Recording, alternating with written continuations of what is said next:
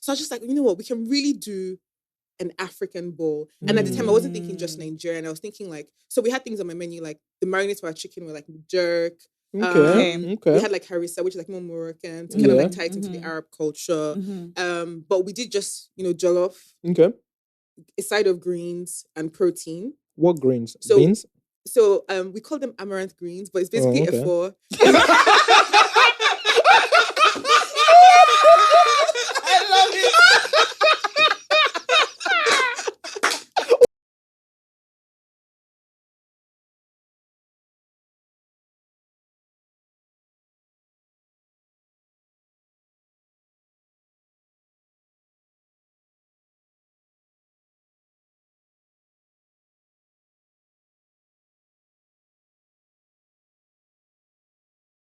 Fantastic. So everybody's a villain to somebody. Oh yeah, of course, you're a villain in someone's story. I wonder who I'm a villain in whose story. Mine. Don't wonder. Mine. You're a villain in my story. Are we good? Yeah. Hi, how are you? Yeah, so I don't like that. I don't like that. But what would you like him to say? Others. So others is better than otherwise. Yes. But I mean, it's still otherwise. No. Others. If they say saints and ain'ts, we prefer to not be called an ain't. To be honest, these things don't move. No, yeah, I really don't. I really don't mind it. Okay, so we're on, Abi. Welcome, guys. Before we even start today's episode, I want to say something.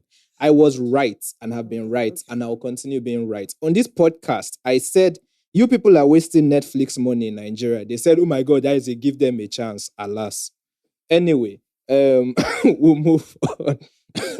Hi, guys. Welcome to episode. Do you want to say something about that? Because you were saying I should give them a chance.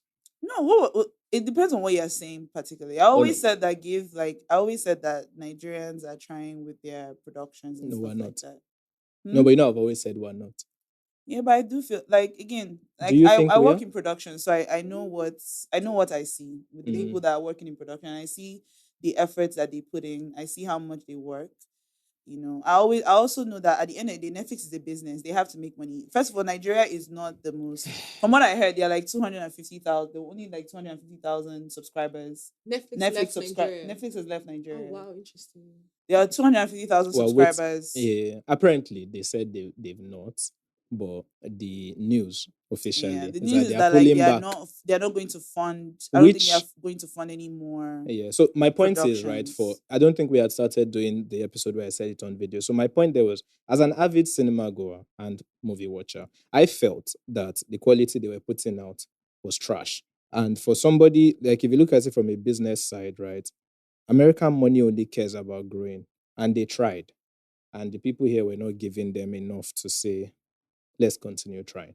Because I felt at the time that a lot of stuff that was coming out was just not worth it. It was just not good.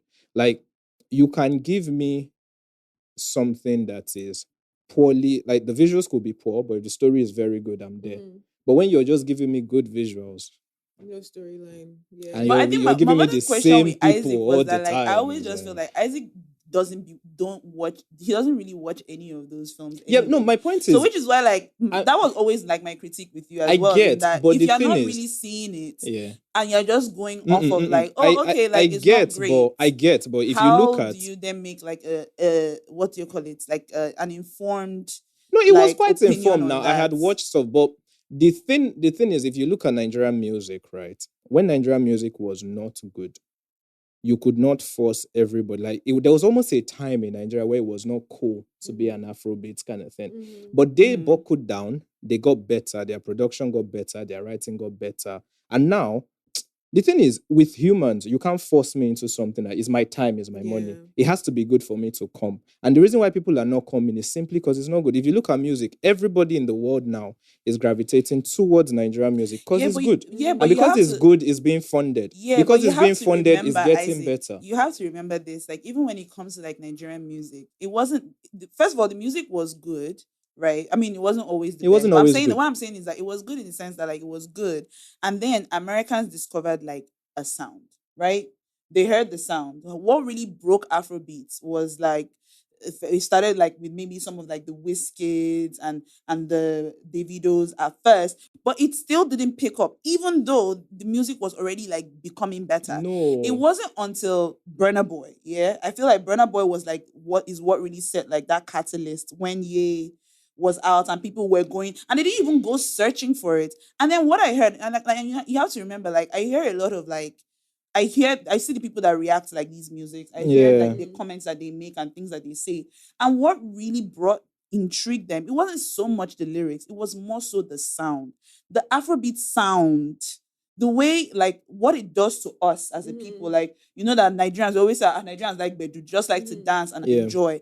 That was what drew them in. It was that sound that is different in the sense of like, oh, we like to enjoy. We like to appreciate life. So what I'm saying is this, and what the point I'm trying to make is, I do feel like you might say that, oh, Nigerian cinema is trash or whatever. I'm not of that opinion. Do I feel like we could be better? Absolutely. There is always better that one could be. And I could see, and it's not all the movies that come out that I'm like, oh yeah, that movie is so great. But I'm very like, I like to appreciate when I see the effort that, and there's still a lot of good ones that are out there. Maybe you're not seeing it, maybe you're not watching, but those ones are good. Now, and then there's also like that point where, of course, I was telling you the other day that I was in a room where there was a discussion about how much money is really coming to the night. Like when you're comparing Nigerian cinema to South African cinema. You can't stop me now. I'm still in the middle of the conversation. Okay. So when you're comparing like Nigerian cinema to like abroad cinema, the budget that they have is vastly different. To expect like a Hollywood movie that is using like a Hollywood movie will have like $100 million budget, and you're coming to a Nigerian movie that has a $1 million budget. You can't expect the quality to be that way.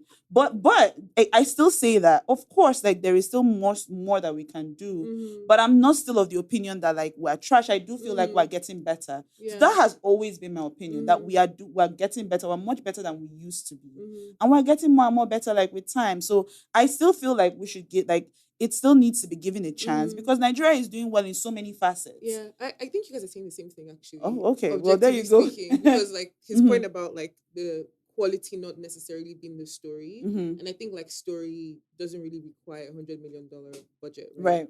But I think that like the point about Afrobeats, I feel like that was really driven by the artist wanting to create good stuff. Okay. And then anyone anywhere can relate to something that's actually good. So that makes sense. But I don't feel like the validation point for if Nigerian work is good or not should be if it's accepted internationally. That's what I have a problem with. And obviously like everyone has like good taste or varying taste rather. So it's okay if he doesn't like it. It's like I hear that. Good one. All right. The shotgun. Money follows what brings value. It's unfortunate. Anyways, to their audience. To them.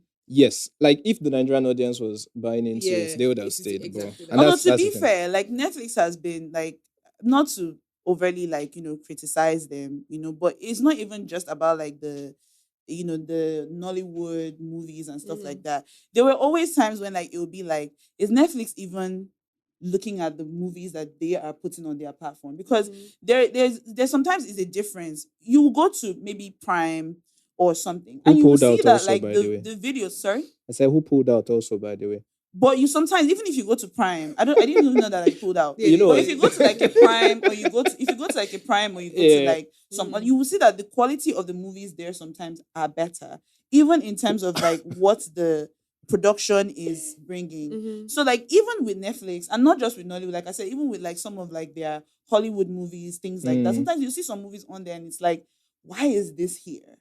Right? Why is this even on here? Like, it's not as great, it's not as good. So like that's why like I don't necessarily like just look at it as like strictly like a Nollywood problem. I feel like there is also something where like they also need to do better with like betting, like they need to like pay more attention with like what they are putting on their platform, like the productions that they are making. That's just my personal opinion. Fair enough, Sha. Fair enough. For as an interesting conversation. There's a lot I want to say, but I don't want us to digress because again, if you follow the money, you will see clear things, right? Oh yes, but welcome. Today, welcome to episode 250 of the Road to 30 podcast. Yes. We had our show last week. Yes. Which went really well. Shout out to all those who came. Shout out to our producer in the back that was there too. Yes. It was fun. Really I want to be the first to tell you guys Merry Christmas. Yes. Merry Christmas and compliments of the season, as they say. Isaac here. Dolly here. Today we have a guest with us. Right. And you should be able to tell from her face who she is. That's a clue for you to go and subscribe on YouTube so you can see. But yeah, we have a I'm coming. I need to get the profile right. Sorry. No, I need to get it right so I don't get messian. So we have a lovely lady with us who helps. I've already thought about this, by the way. But she helps busy babes shed 5 to 10 kg and lose belly fat in 90 days without giving up their favorite foods. That last part is the most important thing because we had a discussion about Eba already. You guys already know my stance on these things, Eba and Yam. I'm not into that. But apparently you can still have a flat tummy with that. And so we have an entrepreneur in the house. Yes. The one and only Gbemi Giwa. Yes. Yes. Thank you for having me. Thank you for coming. Like, we're so excited to have you, because there's so much that we can learn from you. She not only does she help us, she helps us to lose weight. She helps with our wellness. She helps with our strength. She helps with what we eat. Facts. And of course, like, I feel like she looks so great. Like, I feel like her body is tea, like the girls say now. Yeah. In simple terms, she has a 6-pack. How many of you do? I mean, I have. Swear. I'm telling you, I just want to show you guys. Impressive. Let me know. Let me not intimidate all of you in this room. But thank you so much. We are looking forward to learning from you. Yeah. And just discussing with you and even seeing how you went down this journey. Mm-hmm. But before we do that, let's just start from the basics. Like, how was your week? How have you been? How is life? Oh, okay. Very nice. My week was great. Very good. Happy that it's Friday. Thank you, God. Thank you. Facts. And I feel like December is... It didn't really start dirty December. It's not that dirty just yet. But I feel like in a week or two... Yeah. When they start landing. Exactly. When they start increasing Uber prices. Yes. What do you mean? They're already up. Yeah, no, but it's going to get worse. It'll get worse. You know, there's a way when they've come. Like you go to the mall and you can tell that they've come. Oh my God, yeah. Like, you can tell they've come. My sister, she's one of them because she lives in the UK. She was raised and brought up in the UK. So I went out to eat with her yesterday. And when I went out, I think at some point at the restaurant we saw some people walking. She said, "I know my people. Those are definitely Londoners. You can tell. You already know." So I agree with you with the day they have landed. How about you? How was your week? So I want to say something. Your life can change in literally one good week, right? And I think I've had that good week this week. Good. Yeah. So obviously, because I'm talking to a lot of you now, I have to keep my good news to myself first. But fantastic news, right? So the trajectory of next year has changed significantly. Oh, yeah. Okay. So I think I had mentioned that the job I was telling you about. I figured that's where we're going. No, it's not even about that. It's not about the no, job. No. But it helped me to switch my mindset on certain things. Okay. Right. So clarity has finally come. That's good. And it's it was a pin drop moment, and it was almost like, when someone is waiting at the door. Right, and you're holding it we open soon, and then you open and then they rush in. That was what happened to me this week. So as soon as the pin dropped, the door opened and everything made sense. Nice. And everything made so much sense that I got overwhelmed and I had to turn everything off and sleep. But it was good. That's right. good. So I've had probably the single best week I've had in my entire time in Nigeria. This week. Oh, that's amazing. Yeah, it is. So you see, quite good amazing. things can happen here. I mean, they can, right? But one still has to. One still has to. You have to be careful with certain things. I'm not a believer in all these premature announcements of stuff because I don't believe in village people essentially, but I do believe in being very tactful. about what you share, because not everybody has a good heart. In fact, I shared news with somebody and the reaction was not good. It wasn't like it was bad. But you know when you share good news and you're you get you're expecting vibe and it's like, oh, okay. And I'm like, you can't be serious. Like what? It's like pouring water on like exactly. It's like you know when you type, it's like a woman saying hey with like 3 Y's and you're like, hi. Like that kind of vibe. Like so it when they give you K. Exactly. God. Like imagine I typed out my entire fantastic news. And next thing's like, oh wow, cool. Yeah. So I was like, you know what? Was the person going through something? Maybe probably. So benefit of doubt, probably, or maybe they were busy or something. So or maybe they hadn't settled. But we'll give the benefit of the doubt. But I feel you. Yeah, but it was a fantastic week. That's good. Yeah, my parents also had their wedding anniversary this week.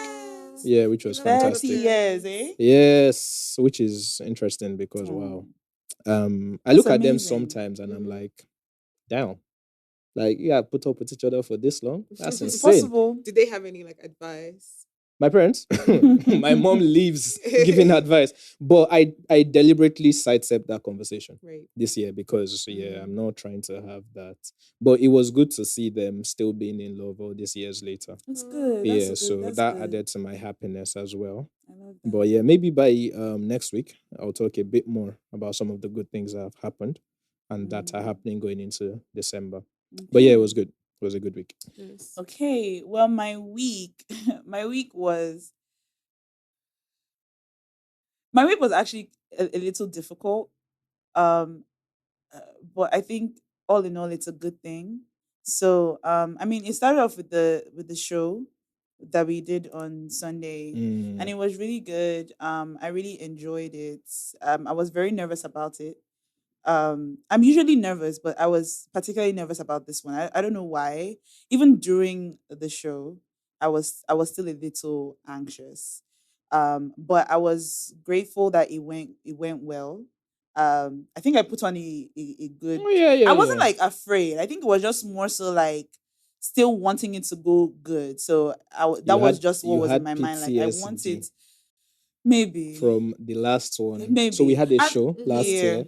And like lights kept going off. It was terrible. Like the venue was terrible. It was still good. The funny thing about it was that even then, even though that was happening, I was still active. Even last year, I was still like, but I don't know. I just wanted this to like go good, and it did. It went really good. Nice. The people, they said that they enjoyed it. The conversations were really nice, and what I also loved about it was that it wasn't like weird, stupid, like talking just to talk kind of conversations. I felt like we had meaningful. We weren't even talking about dating or relationship, which I don't mind those because we talk about that on the podcast a lot.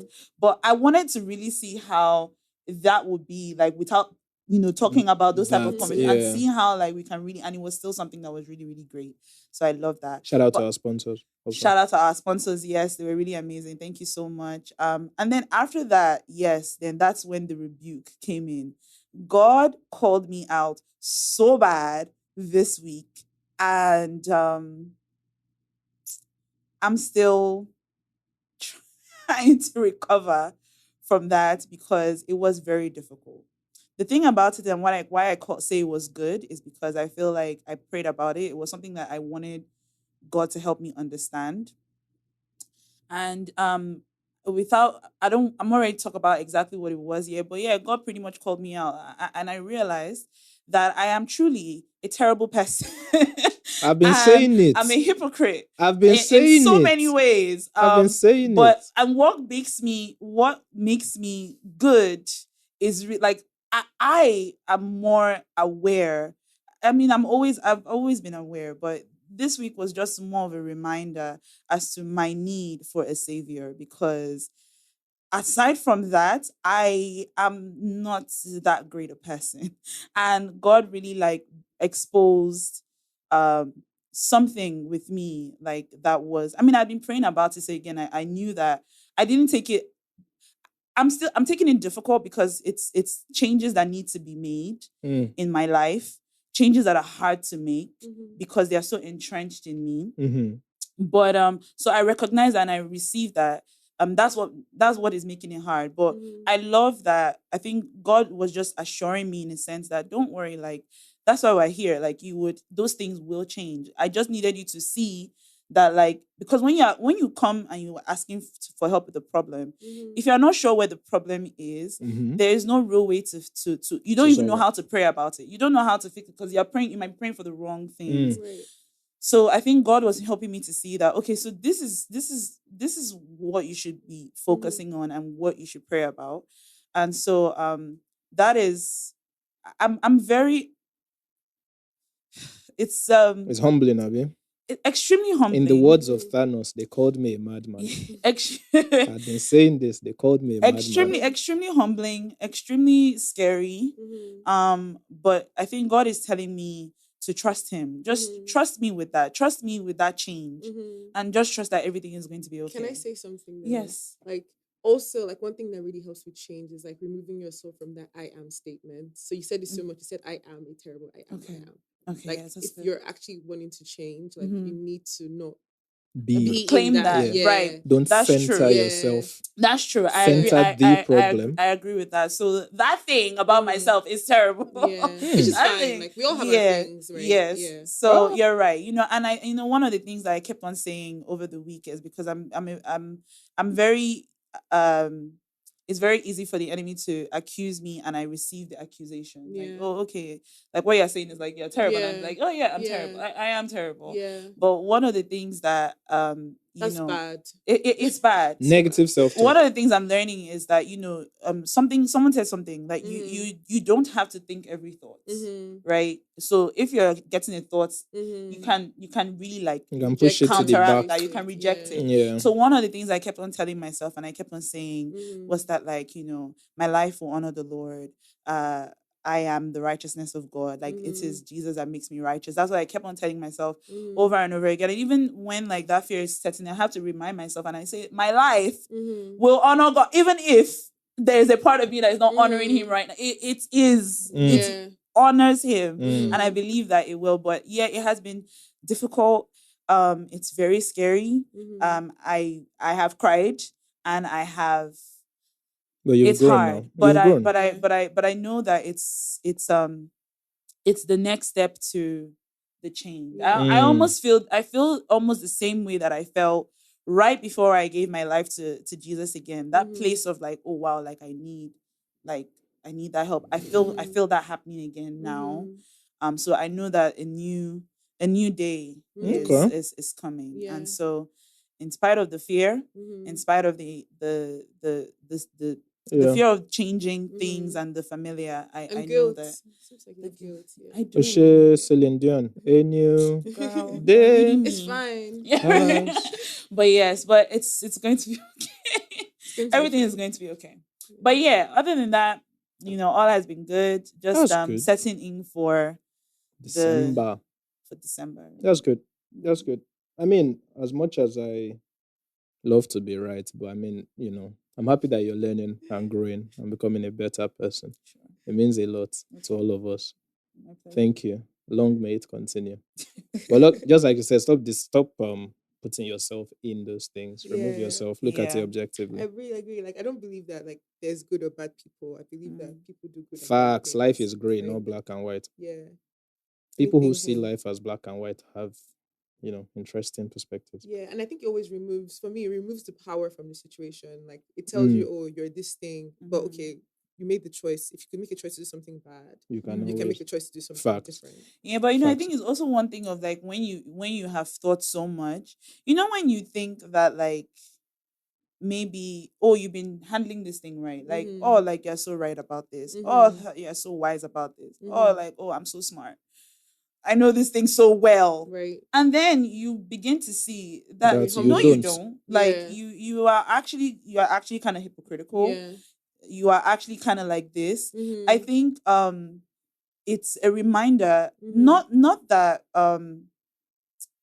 I claim those things on myself, but that I have been that. Like, I have walked in that. That is the path that I have been treading on. And that, and again, it reminds, because me, I believe that like it is very easy as a human being to want to do the wrong thing all the time, because especially as a that Nigerian. is what we are. Whether you're Nigerian or not, no, but as a Nigerian, as a Nigerian, the default. It's very easy. No, it's true. Exactly, the default. The default is the wrong thing. Nobody's going to check you. There is that, exactly. but like even just like outside of that, you know, like it's very easy to want to tell a lie. It's very easy to want to do the things that are wrong to do, you know, and so like it is. I just think that like it is now like in getting like, you know, in now needing that savior that redeems you and says, okay, you know what, it's fine.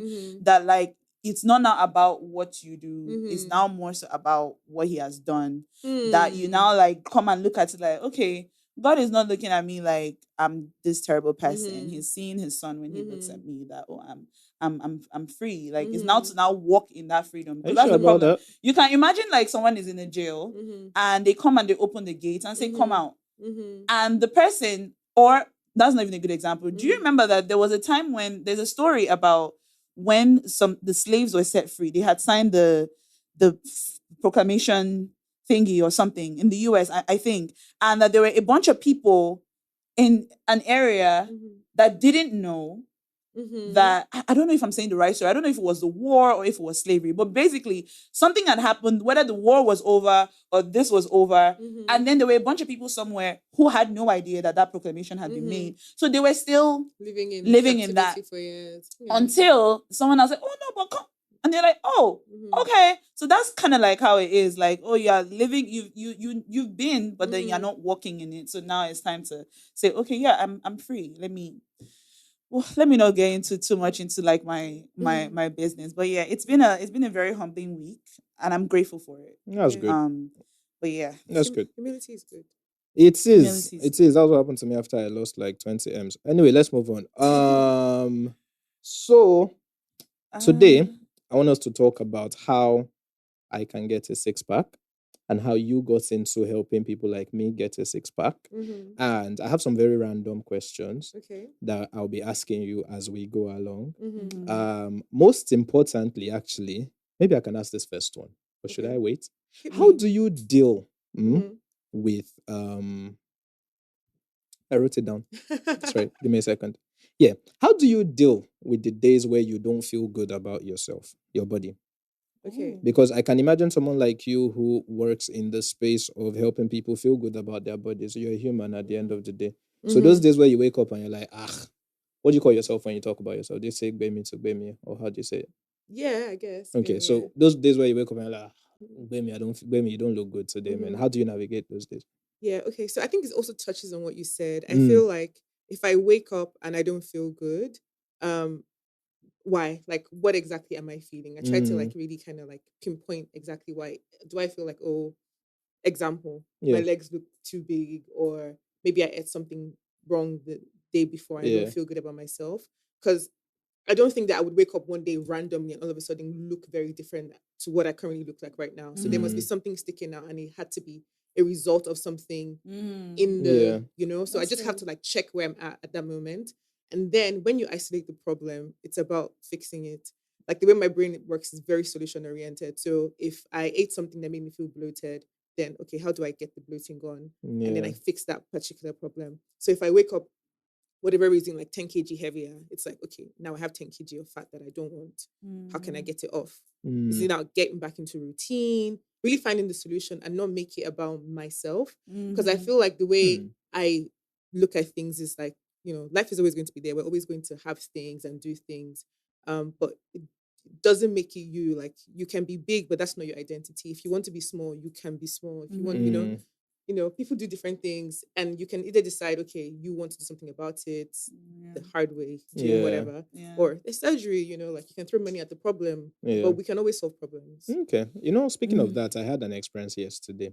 For the first time in like 2.5 years, I had Burger King and I crashed after. Like I felt a sugar crash, which was very bad. Because normally I eat junk every now and then, but that one, like I legit felt I had seen that on the internet where people talk about your body goes into this carb crash, but I genuinely felt it after. Like I just felt so weak. I was driving like almost drowsy, and I'm like, wow, this is very terrible. So never again. Not an advocate for snacks, but Let me ask, were you always like, into looking good, feeling good, and eating right? Was that always like a thing for you?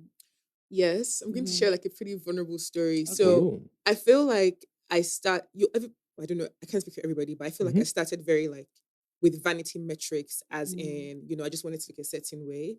Okay. Growing up, my aunt, I had like very big aunties with like very big bums. And I remember being like 4, and we had this auntie called Ei Dioro. And I remember like I had my balloon and I was walking through the door with her, and like her bum like burst my balloon.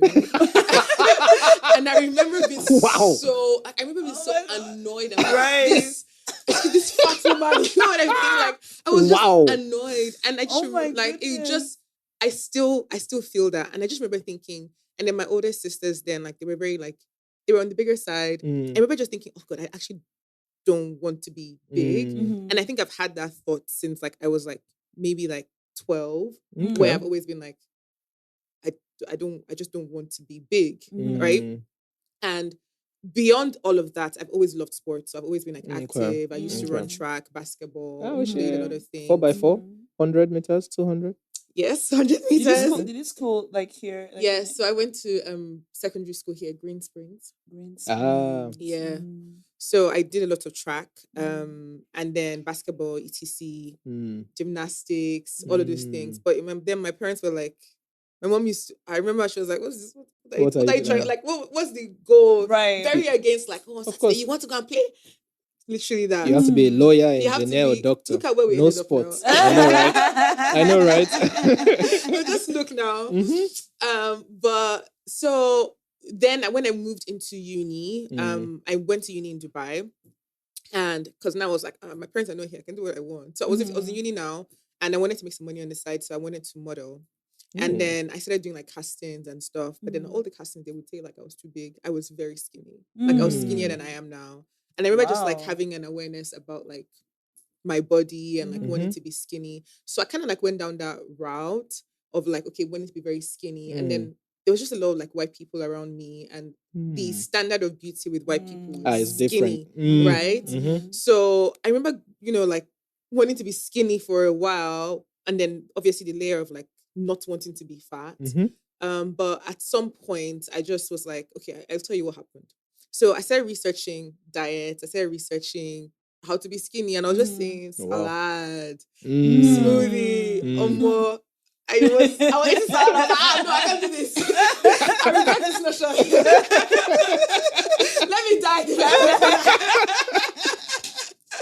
I think that's what flipped the script for me. So I just started researching how to manage like the foods that I love and grew up on in a way that like was healthy. And I started my blog called Dubai Fit Foodie at the time. And what I didn't realize was that Dubai Fit Foodie was such a powerful SEO. I was like maybe like 17 or 18. And I was just like a random blog, but then the blog just started getting so many hits just because it was Dubai Fit and Foodie. So anytime people would search for Fit Foodie Dubai, I would just come up. Wow. So I started getting a lot of like people would like come to my restaurant and try out this thing, come and do this. I'm just getting a lot of invites and stuff. Yeah. So that's how like I then was like living a life. I was like, okay, you know what? Now I actually really have to be fit though, because you can't be writing this. You can't be writing this. 18. Yeah, I was like, so now like 19. My blog was last year in uni, and then so like on the blog, you were just trying to like, take foods that you already like are enjoying, and so how are you like getting like, were you researching like how does this absolutely. So I consume a lot of like food content, a lot of like health content. But again, back then it was a lot of salads and stuff. So I was like, all these food bloggers, and I like the photography aspect of it. So I started making my own spin on things. So I remember like I would do like my smoothies. I did like spoloff, which was like spinach jollof. They dragged me on Twitter. I'm sorry. Even that name. The name is terrible. I'm sorry. Like the name spoloff. Like I would have dragged you. Like what is that? Oh my god. Wait, tell me, what was spoloff? Spinach and jollof rice? Like how you make like a tomato base for jollof. Yes. So you stop it. That's terrible. That is terrible. Oh my goodness. Okay, Wow. NGL, that shit was nasty. Of course, it sounds but But you failed forward. yeah, and I felt forward literally. And I tried some other things. Like I remember I was in like akara waffles, and there was a whole like I hear movement that. before like Instagram. There was a whole movement of like people who were on Twitter who were like foodies. Mm. So I really got into the culture, and I was always experimenting and trying things. Yeah. And honestly, like that's where it started. Wow. And my food just started to. Can I just say, better. Side note, I've been advocating for more of that, like experimenting with Nigerian fusion, food, like fusions and stuff like. You see this akara waffle, interesting. Yeah, it's really good. Did you know I had a restaurant in Dubai? I did not. Yeah, so that's what I did for 5 years. I had a healthy restaurant called Catfish DXB, and we did exactly that. Nice. We did a healthy take on West African cuisine. So we'd make that is what we need now. Yeah, but there's no way I'm running a restaurant in Nigeria. Are you joking? That makes sense. It's not easy. No, but I'll show pictures to you guys. So we did like jollof bowls. Very, you know what? It's so funny. Like, I don't know who owns the bowls, but I'm sure they saw my concept. Anyway. Speak your truth. Speak your truth. But yeah, I see it. Very similar to that, but instead of the jollof rice only, we had like things like jollof cauliflower rice, jollof quinoa, jollof hummus, because hummus is obviously big in the Middle East. Wow. This is creative. I'm here for that now. Wow. Like, I'm here for that. How was it like running it? Like this is just side, but how was it like running like how old were you? How was that running that kind of business at that age? Crazy times. Okay, I'll tell you. This is road to 30. So this is literally my road to 30. Love it. After uni, so funny. So I was running my blog while I was in uni. I was studying design management, minor in marketing. But my blog had taken off. So because of my blog, I used to get invites to review restaurants. This was before it was this was like maybe like 10 years ago now, yeah, before it became a thing. Before it became a thing. So I remember going to this like Mediterranean restaurant in DIFC, which is like Dubai Financial District, very fancy. And I reviewed the restaurant and I wrote an article on the post. Yeah. And then after uni, I was like, okay, I want to work in UX. Like, you know, I had a very... And then I started applying for jobs. This was just maybe 2 months after. Yeah. But my biggest thing after I started uni was like, I had to just stop collecting pocket money because my daddy wanted to take over my life at this point. And I remember even then, because my blog was taking off and he was like, oh, Gbemi, you can be the next Mark Zuckerberg. Let me invest. And I was like, okay, come and invest. And he was like, he wants 50% of my company. I was like, no, sir. So my only objective at that point was like, by the way, looking back, I was so stupid. I should have taken it actually. What was he going to do? Yeah, like, what's the worst? He will shout now you wasted it. And I'll just you guys, because later on in life, I then worked with investors and I've had like very interesting dynamic investor stories. And I'm like, bro, if your father or your parent offers you money, take it. Like, don't have an ego. Facts. Take it. Facts. You know what I mean? Facts. Yeah. Sorry, on that, when we started this, is a conversation I was having with my dad recently, right? So when we had started this at the time, my dad and I had talked about him giving me money to do this. But I was like, nah, don't worry. Anyway, I've been there. It's fine. Yeah, like, and this was years before like it became a thing in Nigeria. He was like, I was like, nah, don't worry, it's just a side hustle. Now I want to hold you on the chest like this. So Isaac, we had the opportunity. You took that away from me. Because I feel like when you're in your early 20s, your ego is so, it's like, I can do it. Exactly. Nigga, True. Relax. Exactly. Relax. Anyway, Sha, so my objective was like, if I get a job, I would get a salary, and then like because I still have to be humble. I don't have to ask my parents for money anymore. True. And I knew that I didn't want to go back to Nigeria at the time. Anyway, Sha, so this restaurant that I went to, my friend just sent me their Instagram page, and she's like, "Oh, they're looking for the job title was an engagement executive," and I was like, "What's that?" I can do it. And you know, Right. So I just reached out to the guy, and he was like, "Oh, you know, we loved your article on our restaurant. Like, can you come and have a conversation with me?" I go to see him. He's a Jordanian guy. He actually went to my uni as well. And he's like, okay, on the spot, they offered me the job. Turns out an engagement executive was someone who managed all communication points for like the restaurant. Oh, like PR so manager. like PR and social. So I was comfortable with social because I had been blogging. But like PR was new to me. But luckily for me, I had a friend in PR and I was like, I'm figuring this shit out. Sorry for the use of the shit. No, please feel free. I'm figuring this out. So I got the job and it was my first job. Like my salary was like 12,000 dirhams, which at the time was like, you don't understand. Like my pocket money for context was like 1.5. So the 12, like I was like, You're I balling. have made it in life. Yeah, I right. am rich. I'm telling you. There was no like Lamborghini you know what I mean? way. Everything. Like, this is me. I told my daddy, I was like, don't tell me I don't need your money no more. I'm living. I was very, very way. proud. But all that to say that I worked at that restaurant for a year. So that was like my first kind of, I guess, working food. Yeah. So I was still blogging on the side. But now that I was working in a restaurant in PR, essentially what then happened was, because I had this really nice restaurant in Dubai Financial District, I had leverage to invite, like when I would invite like other bloggers or media, it was always like, oh, Gbemi can always get me a free dinner. Like Gbemi can always get me like this private dining wine experience. I became a plug for that. And I used that to build a lot of my relationships in the media industry. So as a result of that, I started getting a lot of coverage because these magazine people, like they knew me, blah, blah, blah, blah, blah. And I was working in food. And when you work in food, I don't really know how it is in Nigeria, but like when you work in food in other places, typically like all chefs will hang out together. Like you now be hanging out with other like restaurant people. So it became like a thing. And that kind of like really deepened my knowledge in food. Okay. But I always knew that ultimately after I eat the pasta in the restaurant, I also want to go home and eat a bar. You know the vibes now. Yes, so it was always like, how can I bring all of these knowledge together, all of this knowledge that I'm learning and put it in like a way that actually applies to me. So that was very helpful. So did that. After 1 year, I moved into agency where I was doing the same thing in an agency, but I was just handling like 12 restaurants. Wow. That's big. Yeah, very cutthroat. One of my clients was Jimmy Restaurant Group and it was like just a bunch of restaurants, but it wasn't like 360, like PR social for everything. It was just like, I was doing mostly social for a lot of restaurants and then only like 2 or 3 that was doing PR. Anyway, after a year there, I remember calling my dad, like maybe like 3 a.m.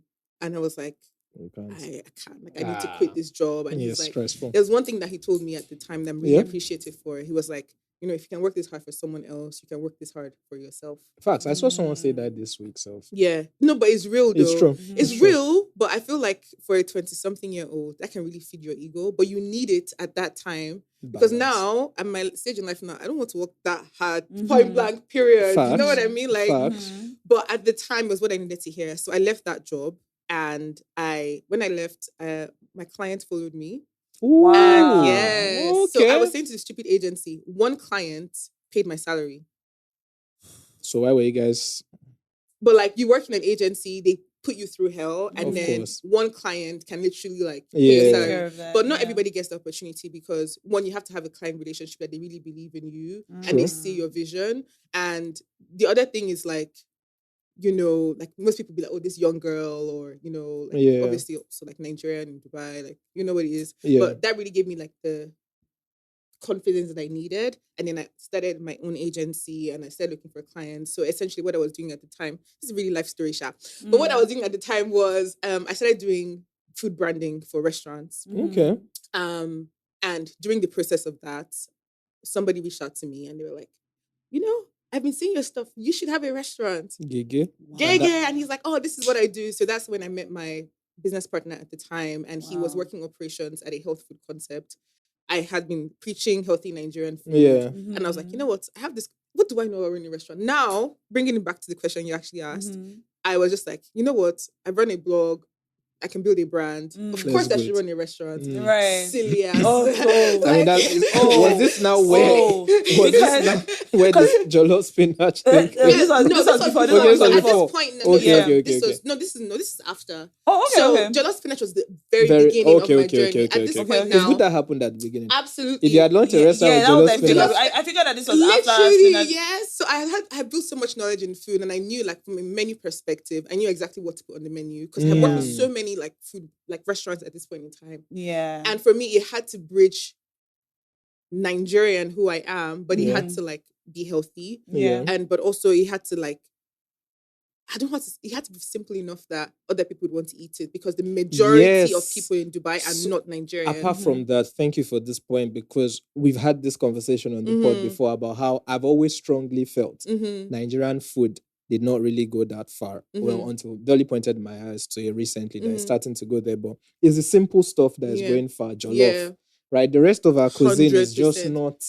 Like, and it's not going to go. I'm so sorry. It's just not. You see, thank you so much. Not. Because I'm telling you. It's not because you can't convince someone to come into something like amala and ewedu and goat meat and assorted. Like, it's too much for someone that is not Nigerian. I agree. Let me tell you something. It's the same with Chinese food, though. The Chinese food that we eat is basic. Fact. Do you know how detailed their cuisine is? Right. It's the same true. with any other ethnic cuisine. It's true. It's just the mainstream will always go, and I see how so that's what that's what I expect. Like that the main, because I know that if I were to, I like Chinese food from Lagos. Yes. Or like, you know I'm what serious. Or like Chinese food. China, you see something I'm not trying to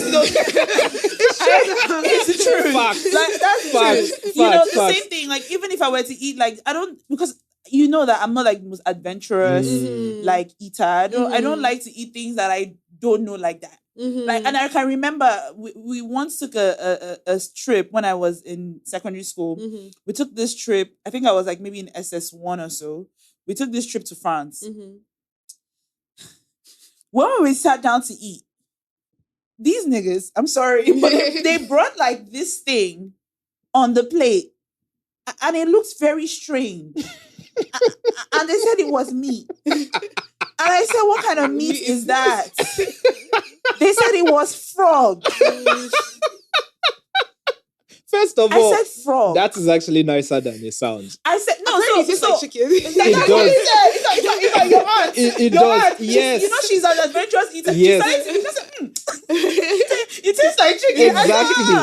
When I saw it, I was like, yeah, no. A lot of us, because we're mostly Nigerians, everybody had been trying to like, okay, they brought meat. The meat had blood in it. Okay, we still ate the meat.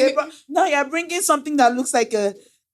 And we actually acted so horribly because our French teacher then was like, this is like a cuisine. Like, these people are actually trying to like show you that like, okay, and you guys are... Because we're like, one of the parents that was there...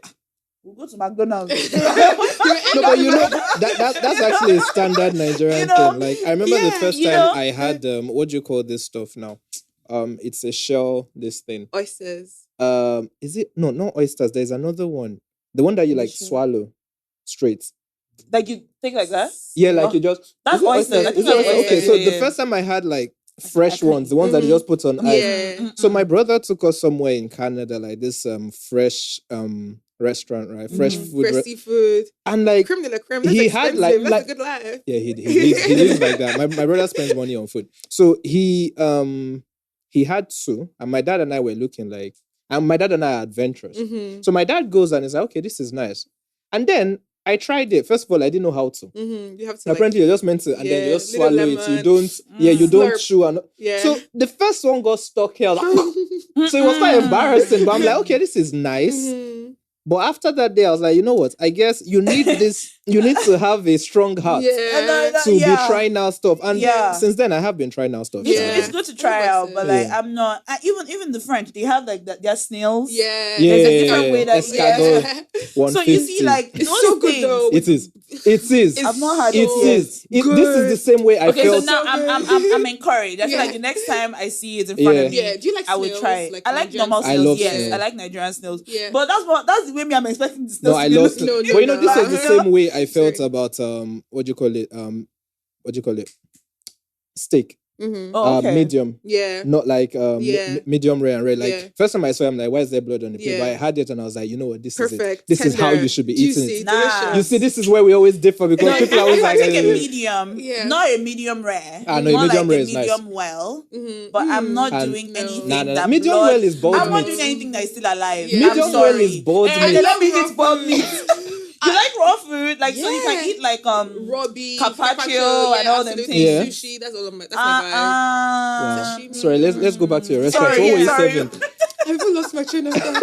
Okay, so you're talking about like you knew the menus, like so you knew what was on the menu. Exactly. Yes. So I knew what was the menu, and at the time the bowl concept was blowing up. So like people were doing salad bowls. You know how like Chipotle, all these places. Yes. So I was just like, you know what, we can really do an African bowl. And at the time, I wasn't thinking just Nigerian. I was thinking like, so we had things on my menu, like the marinated for our chicken were like jerk. We had like harissa, which is like more Moroccan, to kind of like tie it into the Arab culture. But we did just, jollof. Okay. A side of greens and protein. What greens? Beans? So we call them amaranth greens, but it's basically F4.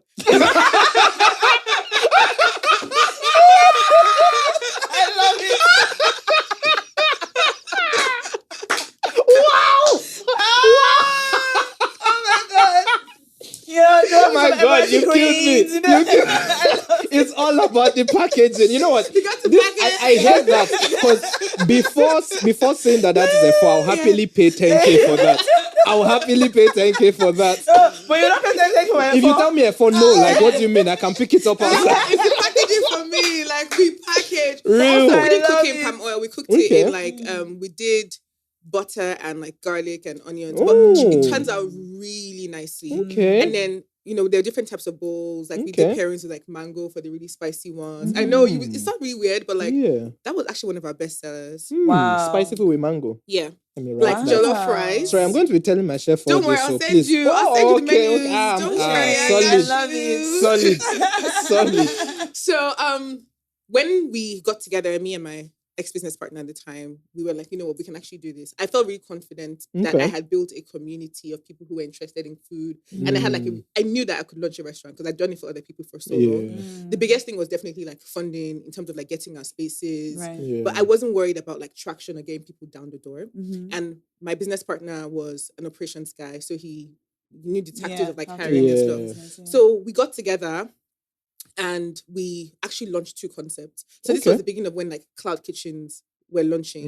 And it's such a good way, like anyone listening, like if you're going to do a business idea, like find your like minimum viable product and test it. So instead of going and like buying a whole restaurant or whatever, I'm so happy I didn't do that. We just took a table in a big kitchen and we were like, we're going to put this thing online and then have people come and taste. So the first day we launched our first menu, like there was a line out the door. It was amazing. And we were like, okay, you know what? We actually have something here. So we started very quickly, started expanding. I remember like the first funding opportunity we actually got was, so someone had been ordering our food every day. And then she came in and she was like, oh, she ordered today and then they forgot her chicken on her plate. She was, I think she was like Lebanese French babe. And then I was like, oh, I'm so sorry. Oh my God. I'm screaming. No, okay, now I think about it. Yeah, okay, now I get it. No, but she complained and she was like, oh, they missed something and I've been ordering from Catfish for a while. Like, and I was like, oh, I'm so sorry and everything. She's like, oh, you know what? I'm really happy with the way you responded. I'd love to talk to you about, investment opportunities. And I was like, you have money for me? Mado. Just like that. And it was literally from a complaint, right? Wow. And then we got our first funding through that. We opened our first kitchen in a bigger space. And then the entire journey with that restaurant has actually been crazy because all my investors have always come from Instagram.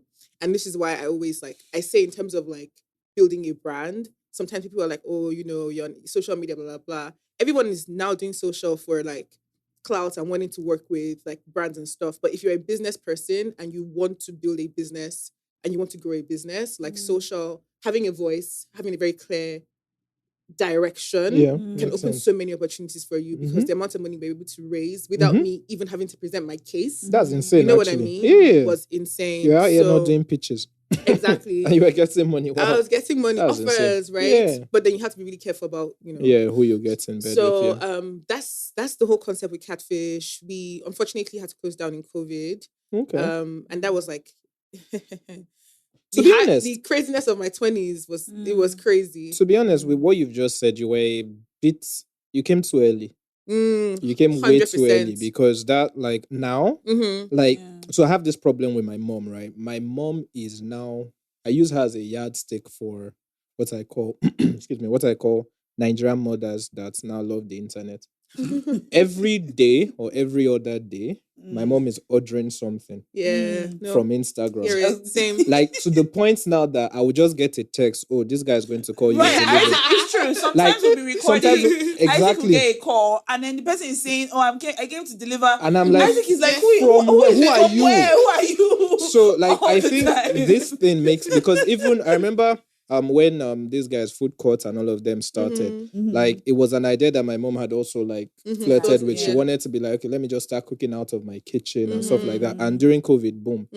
So and then also with the healthy Nigerian recipes as well. So again, I think you came sort of a bit definitely. Even my business partner before at the time, his entire concept was he wanted to bring food delivery service to Nigeria. And at the time, there was nothing. And now I'm thinking, God, if this guy had just done it, you know what I mean? But it would have been too early. Exactly. Because with these kind of things, it's like you also need enough money to last you 3 years of not making any money. So that eventually, it's also a bet. You could never You never know Yeah, how you it's need going to have go. money. how it's going to go. But Interesting. yeah, that's Yeah. long and short. Wow. Yeah. Like I'm just like, so It's an interesting journey. I really am. And the fact that like you did all of this like in your 20s, you're having a blog like when you were 17, 18. Like, I almost relate to that because I think I had one during that period as well. Although I've never like really mastered like a niche with it. So I think I was just but the fact that it started from there, then you started like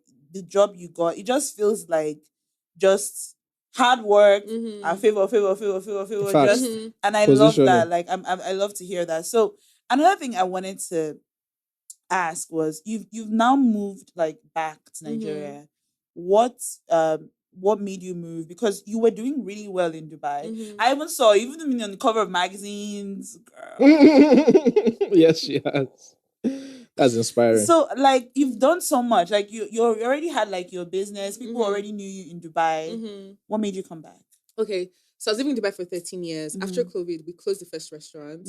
And then I started doing a bit more online work. That's when I started getting a bit more into health and fitness. And then I met my partner, another partner, and was like, oh, what happened to your restaurant? Let's reopen it.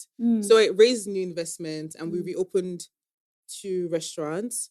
But also it was just, honestly speaking, it was a lot of turbulence in like visions. And I feel like I wasn't really clear on, the boundaries that investment opportunity would have. Yeah. Right. So anyway, we did a bunch of things. My partners really wanted to grow, and I felt like operationally we just were not ready for the growth. Right. Because for me, it's like we have issues within our system right now. If we just pour money into this, it's just more problems for us to plug. Yeah. And that was like, that was very, very critical lesson in like more is not always better. Facts.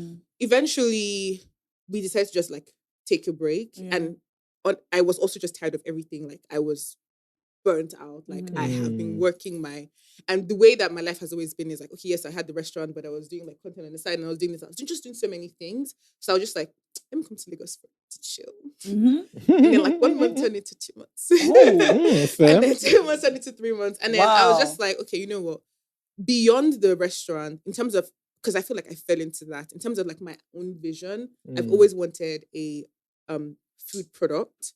I always thought I would release like a snack or something, but I always wanted to go into food processing. And I knew that it was going to be in Africa, right? Because that's the only place where you can raise the amount of capital and process and all of that. So being here just turned into like exploring what that could actually look like. Okay. And maybe that could be rebranding the restaurant concept. But also restaurants as well. I don't know how it works here, but like for us, our margins were killing us. So like from a revenue perspective, like we're bringing them out of revenue, but like we're so susceptible to like marginal changes that like, you can make money in a month, but it doesn't mean you're profitable, right? And I was just like, why would I be working this hard if I can't put money in my pocket? It's a sectoral thing. So generally, restaurants are not profitable. And they tend to close down after, I think, a year. Yeah, nobody told me this, by the way.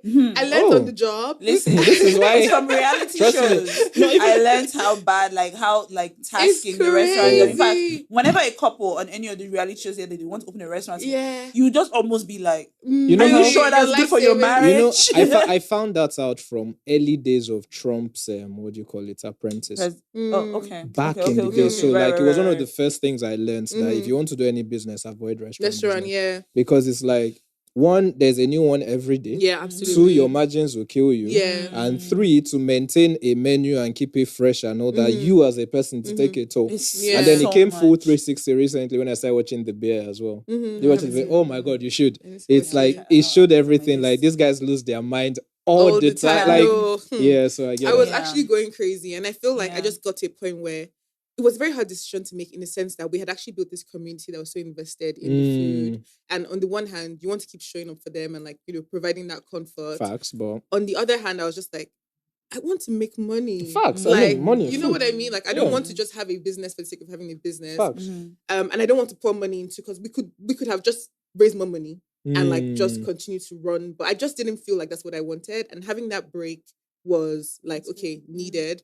And now, I mean, just in the stage in life, I'm just like, okay, what is a sustainable business idea to have in a way where like I feel fulfilled in the work that I'm doing, but I know that I can objectively grow this business without investor capital, because that's now important to me. So it has to be something that which is why I kind of like moved into service-based more than like product. Because with service, it's more about like exchanging your time for money. And the better you get at offering a service, right? The more you can charge and the more niche you go with the service that you offer. You know, you can charge a good premium for helping rich people solve very painful problems. Side note, that's one of the fastest growing sectors in the world, service. So especially here too. So any small thing you can do for people that will keep them coming back, do it. Pretty much. The other question, before we get into like the technicalities of like, you know, nutrition and things like that, I wanted to ask, you know, just based off of everything you said, you seem to be a person who is, I wonder how you take the leaps you take. Because those, especially like so young, like those seem like, they seem scary, but it seems like you just go into it like ego. How? Ego. Facts. And I don't, you know, it's so funny. Like now, when I turned 30, I took the year off. Like I feel like I entered a bit into like my era of fear. But before that, like genuinely, like I can do it. Why can't I do it? That has always been my like. But why am I scared though? Like if I feel like I can do something, I will most definitely do it. And I think what always helps is when I'm like in my do mode, I do research and see if other people have done it. And the moment I see somebody else has done it, there's no reason why you cannot. I love Facts. that. I hear that. I can do it. I hear love that. I'm also interested because in I'm not this. like that. This year you took. I start to think of all the things that could go wrong, and that paralyzes me like a lot of the time. Or it's just like I might just be scared. I don't know. That's one of the things I'm trying to learn, like how to jump. But if it goes wrong, what happens? What will happen? Thank you. This is why we always fight. Because I'm just like, let's go, but she's always on this vibe. Don't get me wrong. I always still think that there's a benefit to like trying to like understand life. There isn't. Jump but in. At the same time, like I personally like I want to jump like with certain things, and some things like I don't know why, but I'm trying to. But even if you feel like, okay, you don't want to just jump, like, can you just like put it out and like list all the cons and list, okay, this is the worst case scenario. Okay, and I'll be trying that. With it. I will try that. I'll tell you, like during COVID, I had to fire 15 people. Wow. I almost went crazy. Like it's because my staff were like, you know, like they were kitchen staff. Like it's freaking COVID. You know, like it's horrible. You know, and just wrong timing. Because of that, like I was like, since COVID, I haven't had like, Blessing's my first hire. Because I haven't like, I was like, I don't want to be responsible for other people's livelihoods. You know, like, it was really, really tough. And I feel like through my 20s, I just went through this high. Like I've had really, really good highs. Like when I look back in my journey, like the magazine covers, brand wise, I've done so much. But then I had like really terrible lows, and I was just like, God really wanted to show you that you know, like there's another side of things. And now that I've experienced that, I feel like it's all, I now know that I can go high, but I also know that there's a downside of things. But I also feel like no matter how low it is, the moment you decide to come out of that, then you will come out. Facts. So if you decide to stay down, you will stay down. Facts. There is nothing better than that self-belief. Like it's one thing that I think my parents instilled in us to the point that you have to now start balancing ego, arrogance, versus self-belief. But you need that ego. Yeah, because personally, I say it on this podcast a lot. There's nothing I think I can do. Facts. And like I live my life like that. Like I can do literally whatever I want to. It's true, and it's a self-fulfilling prophecy, right? If you believe you can't, you will not. Exactly. Exactly. True. Facts. Okay. So do you have did you have a question? I do. Go ahead. So have you finished your questions on how? Yeah, I was about to actually get more technical. Okay, yes, it's the technical part I want, because how do I look through your profile? Very nice, actually. I don't know how you guys do it with like posting regularly and working out and stuff. And more kudos to you. How do I get a 6-pack? How do you get a 6-pack? Okay, so I'll give you some background. I've been in the gym a lot, right? I know they say it is diet that brings you your 6-pack and all that. But I think I've gotten to a stage where I respect everybody that has a 6-pack in Nigeria on Nigerian food, because I don't know how you people are doing it. In fact, there's a lady at our gym. I look at her in pure admiration, like we're all eating the same thing and you look like this. So yeah, I work out. I do all that stuff. I think I take care of my diet. But somehow I still don't like I only have 4, right? And I need 6 and that V so that I can. So another thing, you mentioned when you were young that, you know, from a young age you wanted to be a certain way. For me, I work out so that I can constantly wear tank tops. Right? That's it. That has always, since I was a kid, I just want to wear tank tops because I sweat easily and all that stuff. So now I work out, I eat, but I still don't have my 6-pack. Tell me, help me. Help me. Let me help you. So there's a lot to unpack in what you said. The first thing is you said you eat healthy. I think a lot of people say they eat healthy, but I always want to understand what that means, right? Because healthy eating is very relative. I feel attacked. No, it's true because healthy eating is very relative, and there are things that are healthy for you. So Gary in itself is a good source of carbohydrates, like yam and all these things. Like they're healthy foods. Like everything is a healthy food. But when it comes to actually building a physique, it's a bit more technical in the sense that you want to get abs, visible abs. So that means your body fat needs to be low at a certain level. And to get your body fat in a certain level, you need to be eating for fat loss, right? Not just eating healthy, right? Maybe a diabetic patient or a heart attack patient or whatever will need to eat healthy. But because your goals are physical, aesthetics. Exactly. You need to eat healthy foods in a calculated way. So the biggest thing for fat loss is definitely we look at calorie deficits. I don't know if you've heard of that concept. I have. My problem is and I think I might speak for a couple Nigerians here. My problem is, just like Dolly used the word technical, I cannot be bothered enough to start counting calories. I feel like at that point I'm in my head, right? Like when I start measuring, so. Side note, in 2017 to 2018, I was probably at a place where my body, I had the abs and everything. Nice. But that's because I was doing all this. But it was too stressful. Then I would wake up and measure my oats before I make it. That's I'm my writing brother. down. But his body looks it. Yeah, your brother's body looks it. You know what's so crazy is that my brother, when he was growing up, he was a chubby kid. You know, he was always very chubby. He was and then it was when I think he went for his A-levels and he traveled to the UK. And I think all the comments from when he was growing up, he said, "Oh, okay, I got something for y'all." And he went crazy until now. He still does. He measures his. If he's coming to Nigeria, he's coming to Nigeria with a little scale. He comes, he would measure his food. He would be very careful about how he's. I don't know how he maintains it. It's too much for me to be doing that, especially as a Nigerian in Nigeria. Yeah, it's the stress much. too much. And I definitely agree. I feel like what I teach is sustainable practices because not everybody has to do that. Most people don't have the time to do that. But you do have to understand a few basic principles. Right? Please. So I would say on any plate, focus on protein. So Nigerians love to do the rice to meats. You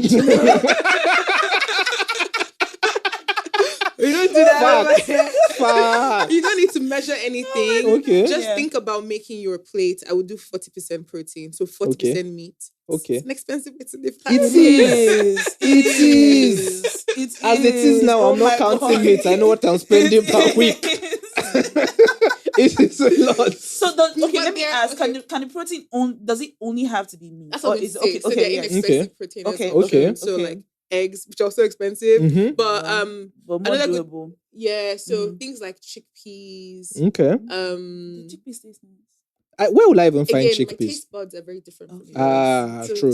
I love them. Okay. Where will I even find chickpeas? Beans. Oh, okay. Beans are half protein, half carb, but they do contain good amount of protein. Milk is high in protein. I'm lactose intolerant.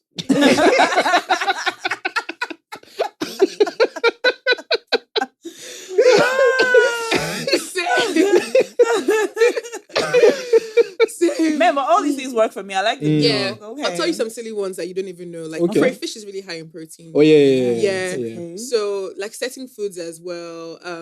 Seeds.